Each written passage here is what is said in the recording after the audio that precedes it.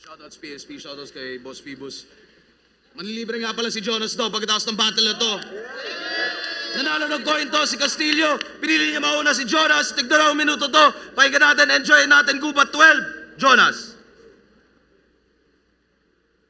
Boss, alam kong malayo biniyahin natin. Kaya hindi ko sasayangin tong pagod mo.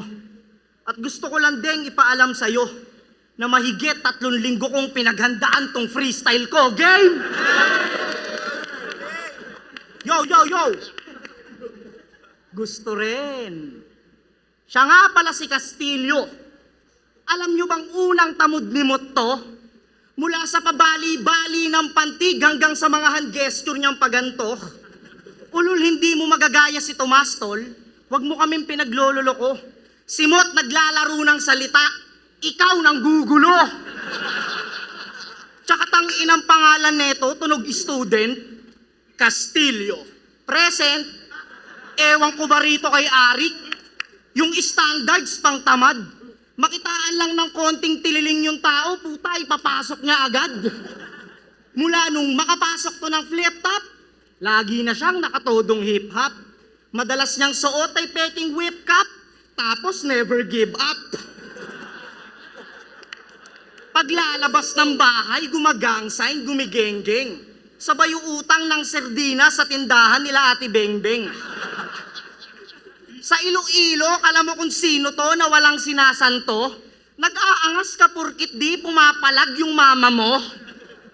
Speaking of mama, sabi niya kay Vitrum, mahilig ka pala sa sugar mommy.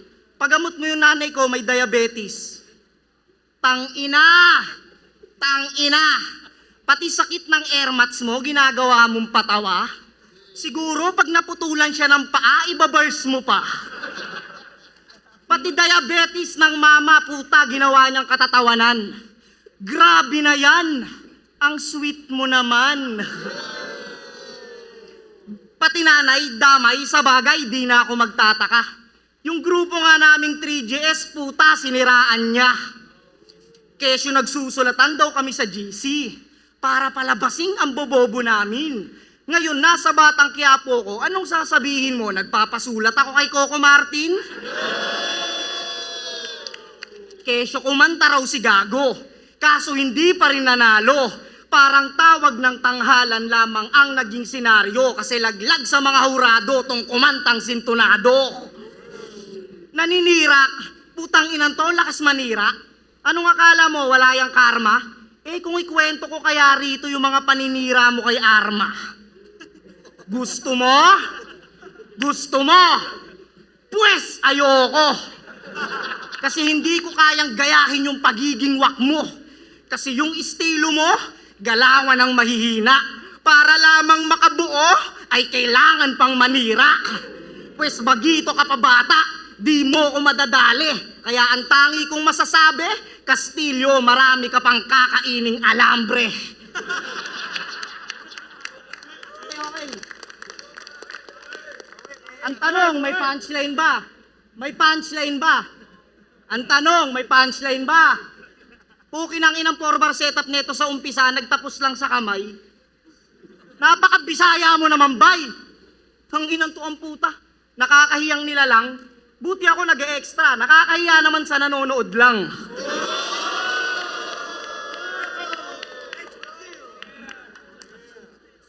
Ano naman kung sumali ka sa isa buhay? Gago ka ba, pre? Ako nga, hindi ko pinagyayabang eh. Naging semis ako, pre. Tangina mo, kahit magseryoso ka dyan, wag daw akong magpatawa. Eh, ikaw nga nagjo-jokes ka eh, hindi lang nakakatawa. Gago ka ba? Gago ka talaga. Hindi na kailangan tanungin. Tanginan to, puro pangit daw. Natural, gwapo ka ba, men? Sige nga, puro lang daw ako puna sa nakaraang battle. Talaga ba? Bakit? Sa tanan ba ng battle mo sa buhay, hindi mo ginawa yon, tanga ka? O sige nga, Hindi ba to na muna ng ano niya? Sige, tayo naman. Oh. Ulol, di mo ako matadarag dito. Round 2 game? Ngayong round 2 na, pupuruhan ko yung pagmumukha mong ang lakas makaabno. Alam mo bang unang kita ko sa'yo sa Makati, mukha kang righteous wang nakatayo?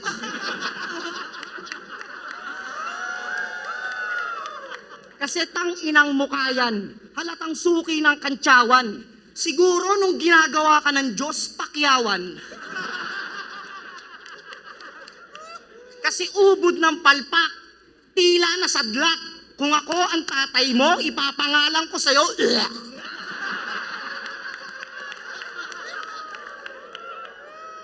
Puta, payag ganon, pinangalanan ka ng suka? Hoy, ano ka nga rito? Pero gwapo yan sa Iloilo. Grabe, pambihira. Alam mo ba yung mga ganyang muka? May coding sa Maynila. Oo, may araw lang kung kailan kayo pwedeng lumabas. Hindi pwedeng yung mga kamukha mo ay sabay-sabay lumuwas. Alam mo ba kung bakit? Tsaka paano ko nasabi? Pag lahat kayo lumabas, puta, para kayo magrarally.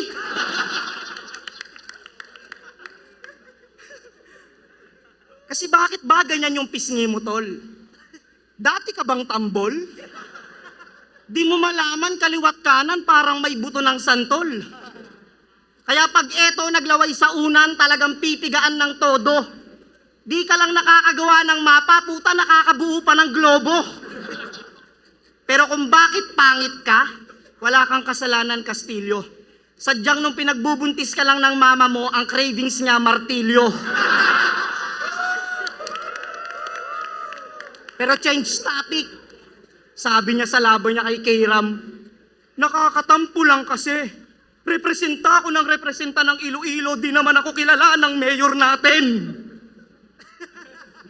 Tampo yan. Deserved. Tanginan to ni Castillo, haters ng munisipyo. Umagang-umaga naghahanap ng battle sa presinto. Di lang na-recognize ni Mayor, puta, nagalit na tong rapper. Paalala ko lang sa'yo, brother, sa kalaban ka nag-watcher.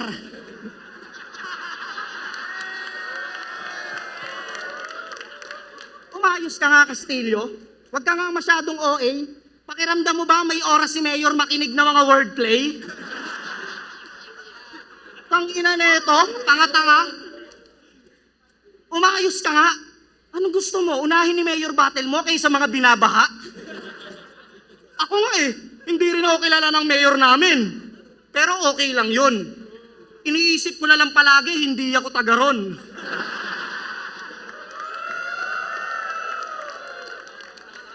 Ang inan to, di ba, iyakin sa mayor ang puta. Ibig sabihin pala, nagrarap ka lang para sa simpatsya. Pwes wag ka nang umasa pa. Nasisikat ka, tanga. Kasi hindi ka pa nga kilala, puta, nagpakilala ka na. Gusto ko ma-recognize porkit Iloilo dala? Matanong ko lang sa'yo, Castillo, baka naihilo ka? Ako, di ako magsasawa na yung lugar ko irepresenta. Kasi kahit saan ako mapunta, ako ay pambulihan talaga.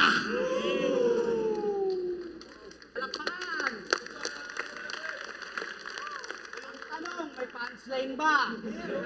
Putang ina, kung di pa gumamit ng ilong, di pa makakabuo ng linyang pambara.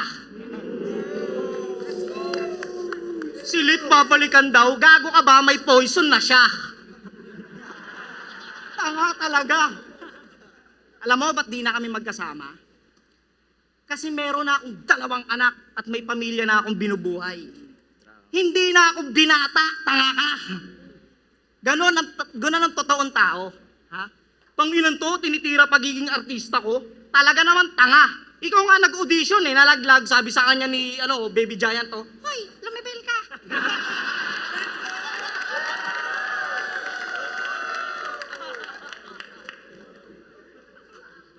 Hindi ko raw sinama si Lip Cram sa Batang Quiapo.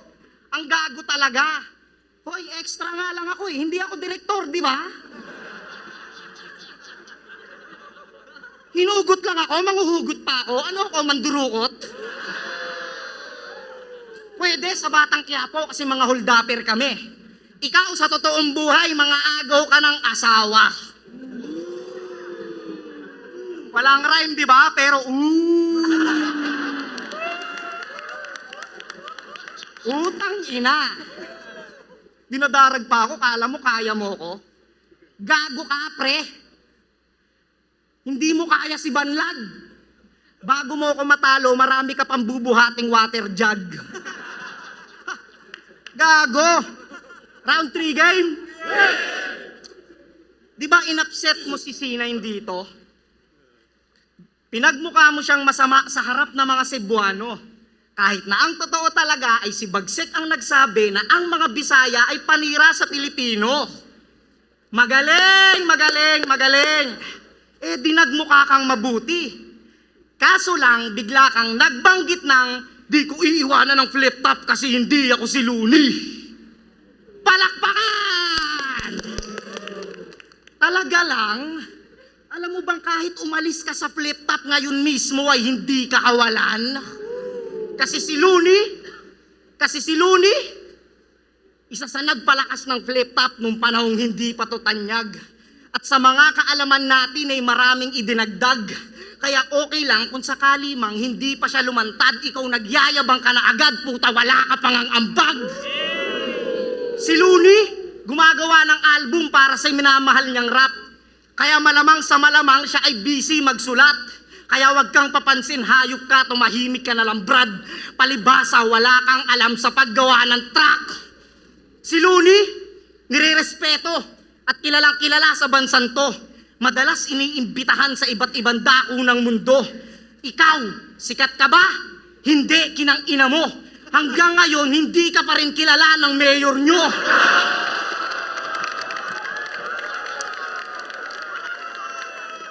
Si Looney, maraming inaasikaso, negosyo at mga anak.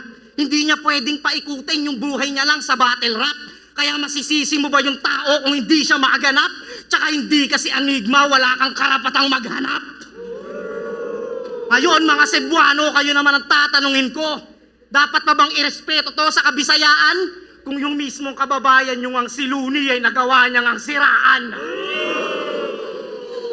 Yung rounds ko, pulido at malaman, mainit at maanghang at talaga namang mabangis pa. Para kang pinakain ng 10 takoyaki, takobam, taragis ka.